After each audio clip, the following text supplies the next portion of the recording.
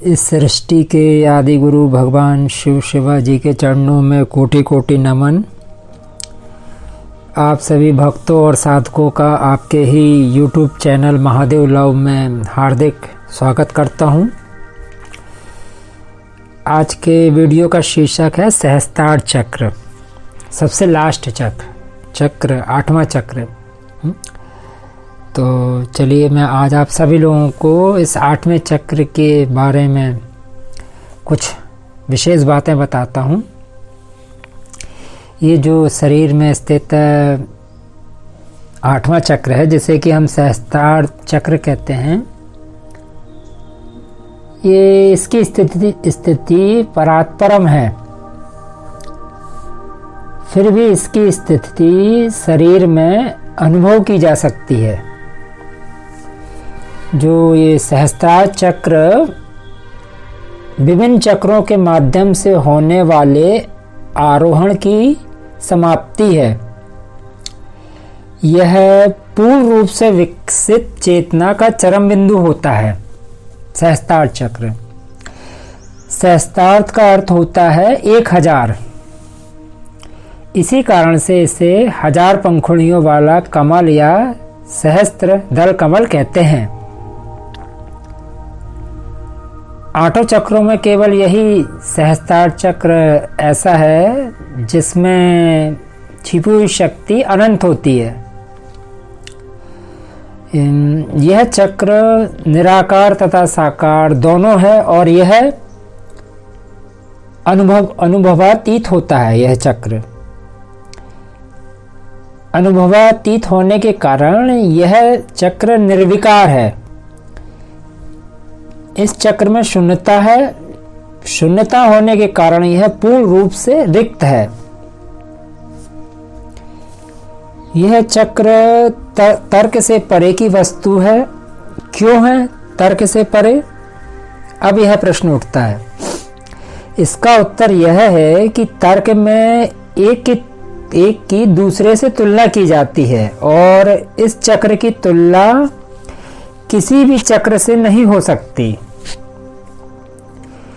चूंकि सहस्त्रार ही संपूर्णता है, अतः ऐसी कोई भी चीज नहीं है जिसमें इसकी तुलना की जा सके।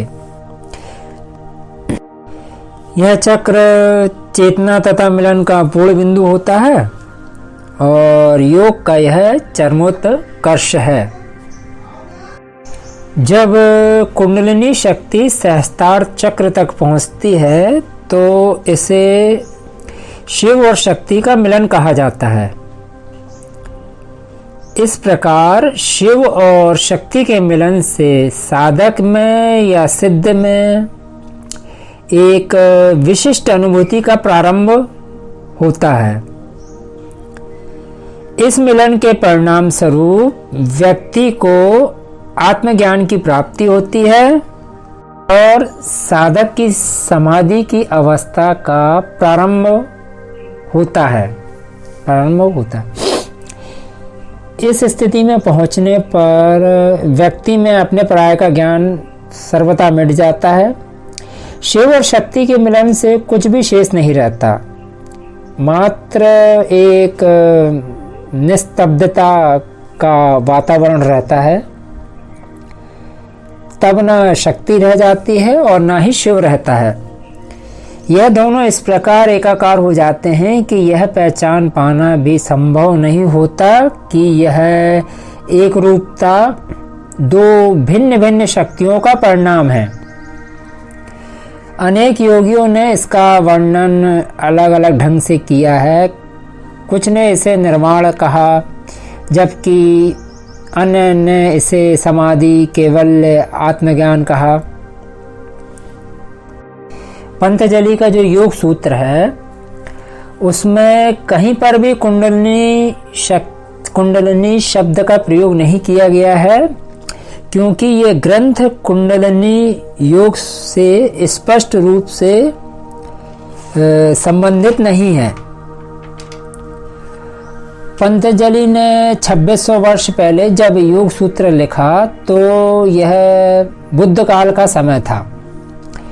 उस समय तंत्र के बारे में लोगों में अनेक भ्रांतियां थीं, क्योंकि कुंडलिनी शक्ति के जागरण से प्राप्त होने वाली सिद्धियों का दुरुपयोग किया जा रहा था, जिसके कारण उस समय के लोग इससे बहुत त्रस्त थे। पंतजलि ने अपने राजयोग में चेतना की एक विशिष्ट स्थिति, जिसे कि समाधि कहते हैं, पर जोर दिया है। समाधि का वास्तविक अर्थ होता है उच्चतम सजगता। इसमें 3 स्थितियां आती हैं। पहली इंद्रिय सजगता, दूसरे नंबर पे मानसिक सजगता और तीसरे नंबर पे उच्चतम सजगता, मतलब आत्मज्ञान। रूप, ध्वनि, स्पर्श, स्वाद, गंध, ये सब इंद्रिय जनित सजगता कहलाते हैं। और दूसरे नंबर पे जो मानसिक सजगता है, उसके अंतर्गत समय, काल, पदार्थ का ज्ञान आता है। और जो तीसरे नंबर पे है उच्चतम सजगता, इसके अंतर्गत आत्मज्ञान आता है। इस आत्मज्ञान से अनेक अनुभूतियां होती हैं योगी को, जैसे कि जब बचपन शब्द का प्रयोग किया जाता है तो इसका अर्थ होता है एक विशेष काल। उसी प्रकार से जब समाधि की चर्चा की जाती है तो इसका अर्थ कोई एक अनुभूति विशेष का होना नहीं होता, अपितु इसमें अनुभूतियों की एक श्रृंखला सम्मिलित होती है। पंतजलि ने समाधि को 3 श्रेणियों में बांटा है। प्रथम अवस्था जो है वो कहलाती है सविकल्प समाधि।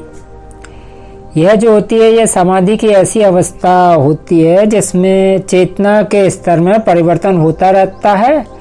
और इनकी भी 4 स्थितियां हैं: वितर्क, विचार, आनंद और अस्मिता।